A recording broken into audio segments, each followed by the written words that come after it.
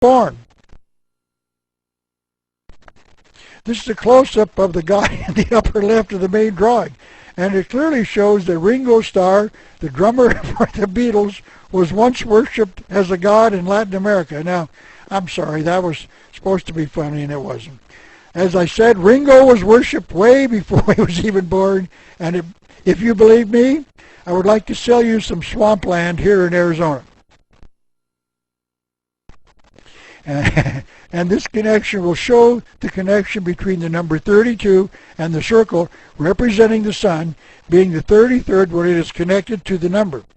This is a representation of a Mayan stone cut to represent the sun and its 32 rays.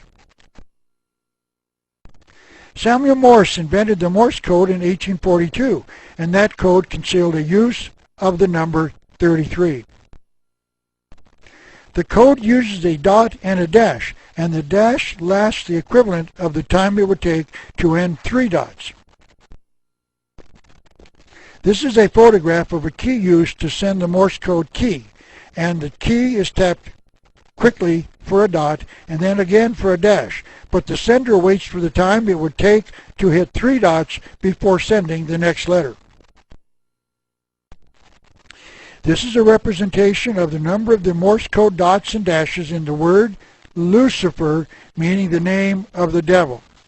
You will see that it consists of letters requiring 15 dots to send them, and 6 dashes, each of which is equal to 3 dots, totaling 18 dots. 15 dots plus 18 dots obviously equals 33. Just another strange coincidence, I am sure. The number 13 is also a significant number to the Masonic Lodge. This is a page from the April 1960 edition of a Masonic magazine entitled The New Age. Its name has been changed to the Scottish Rite Journal, in which the Masons discuss the mystical number 13. Notice that the top line says Masonic symbols in a $1 bill. The article says that the number 13, used repeatedly in the Great Seal of the United States, was not a coincidence. They wrote that the number has a significant Masonic connection. The article says that there were 13 leaves in the olive branches in the Great Seal, 13 bars and stripes, 13 arrows, 13 stars in the green crest, and 13 layers of stone in the pyramid. This means that the Masons are claiming that the number 13 has a Masonic importance. Now, there are some that claim that the reason that the number 13 is significant on both sides of the Great Seal is because there were 13 states in the original Union of States that formed the federal government. But it appears as if the number has a hidden significance, and that those who founded this nation waited until there were precisely 13 and not 12 or 14 states before they created the United States. But the Masons are claiming the number as one of their own, and shows, at least in this one instance, that the Masons were directly involved in the founding of this nation, and that one of the reasons we can know that is because of their interest in the number 13. But before we examine the number 13, there's another reason that the Founding Fathers selected the American eagle as our national symbol, and that is the fact that the two words American eagle have exactly 13 letters in them. But this is not the only hidden use of the number 13. The words E Pluribus Union, one of the nation's Latin slogans, reportedly translated into one out of many, also have 13 letters in the words. On the pyramid side of the Great Seal, the two words Annuit Coeptus, meaning the announcement of or the birth of, also have 13 letters in them. There are 13 examples of the letter A on the front of the dollar bill, like finding the letter A in the words federal, states, and America, etc. There are 13 courses of stone on the pyramid. The words "In God We Trust" on the back of the dollar bill have 12 letters in them, and if you add the number of the word 1 to the 12, you get 13. The reverse of the dollar bill contains 13 examples of the number 13, like 13 olive leaves, 13 vertical stripes, etc. And the number 33, I believe, signifying the 33 degrees of the Masonic Lodge, shows up frequently as well. The words "the United States of America" at the top of both sides of the dollar bill have 24 letters in them, and the words $1 have a total of 9. Add the two together and you get 33. The word "one" has 9 parts in them, meaning 2 in the letter O, 3 in the letter N, and 4 in the letter E. If you total the shadows behind the letters, they total 11. If you add the 9 plus the 11, you will get a total of 20 units. Then you add the number 1 itself and the 12 letters in the words "In God We Trust," and you get, strangely enough, a total of 33. So the Masons have concealed their involvement in the dollar bill all over it. And only a few Americans know the true meaning of these symbols.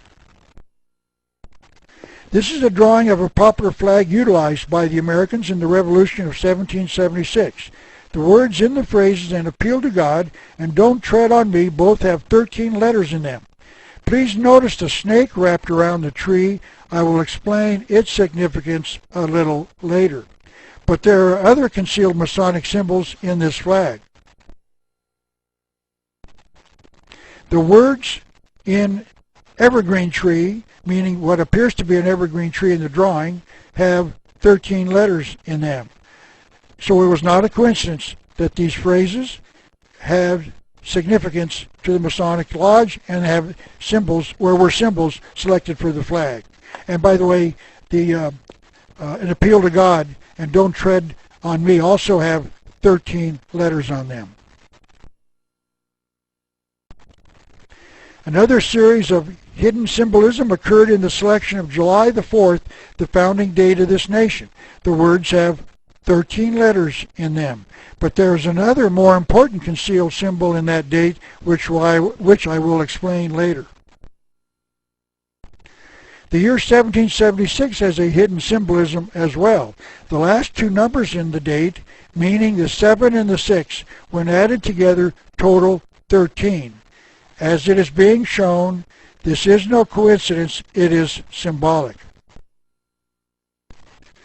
The Founding Fathers waited precisely 13 years between 1776 and 1789 to form this nation's first government. George Washington, a very visible member of the Masons, had 12 other generals on his staff. 12 plus himself equals 13. A total of 13 people worked on the Great Seal of the United States.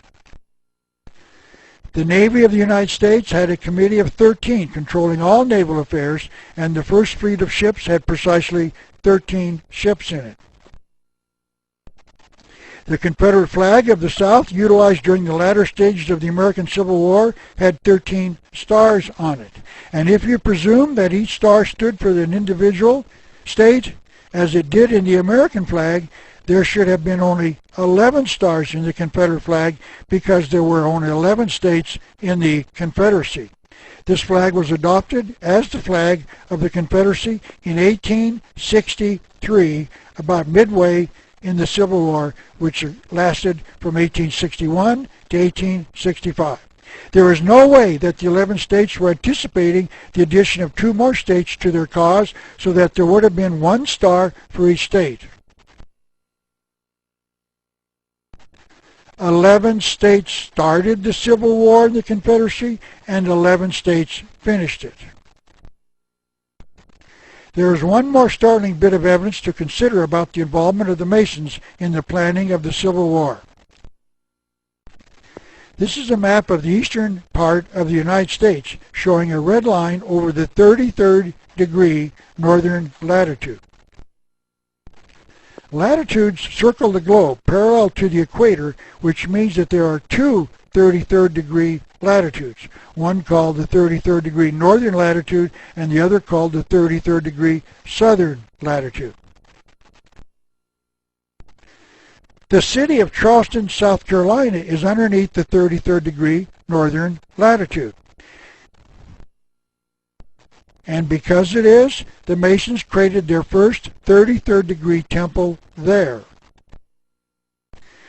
And it was at Fort Sumter, located in the port of Charleston, South Carolina, where the South fired its first shots of the war. Just another interesting coincidence, I am certain. So one can only wonder how much more involvement the Masons had in the creation and continuation of the Civil War. For those who believe that the Masons do not involve themselves in wars and revolutions, this quotation from Albert Pike's Morals and Dogma should explain that they do, page 330. He wrote, "We hatch no premature revolutions. We hatch no premature revolutions." Notice that he did not say that the Masons hatch no revolutions. He wrote that they hatch no premature revolutions. That means that we hatch revolutions when the time is ripe. And to show that this is a correct interpretation of Mr. Pike's comment, one has to only refer to page 24 of his book to read this. The Masonry aided in bringing about the French Revolution of 1789. And to show the involvement of the Masons in foreign affairs, the two words United Nations have 13 letters as well. And here is a more contemporary use of the number 13 in America. This is a photograph of President Bill Clinton taken in the White House. The symbol off to the right of the photograph, I guess more in the middle, shaped like a seashell on top of the bookcase, has 13 parts inside the overall design. The number 13 is concealed everywhere, including inside the White House itself. The Masons even concealed their symbols in the layout of the streets of Washington, D.C., the nation's capital. George Washington, this nation's first president and a member of the Masons, hired a French Mason, Major Pierre-Charles L'Enfant, an officer who had served with President Washington during the American Revolution, to lay out the streets of the city. So the city was laid out by a member of the Masons. To understand the hidden symbolism in the city streets, it becomes important to study the Masonic symbols known as the square and the compass. A square is a piece of metal cut so as to be in the form of a 90-degree right angle. The compass is, of course, a device that consists of two legs formed at the top used to draw circles. The letter G in the center stands for gnosis, and not God, as is claimed by some Masons. And gnosis is Latin for knowledge, meaning spiritual knowledge about who the true God is that the Masons worship as their God. We shall examine that statement a little later as well. When combined in this manner, these become the two symbols of the Masonic Lodge. Once the observer turns the square and compass sideways, then compares them to the layout of the streets of Washington, D.C., the map will reveal some of its secrets, because the city is laid out with many of the squares, angled lines, and circles consistent with the square and compass of the Masonic Lodge. This is a photograph of part of a map of the nation's capital. The Capitol building is shown in red on the right. It appears as if the square and compass has been laid out in the streets around and on top of the Capitol building itself, shown in the gray area to the right. It certainly appears that the Masons are attempting to conceal the fact that they consider the Capitol building to be under their control. And this is a layout of the original, a photocopy rather, of the original layout. you will notice numerous squares and compasses designed into the city.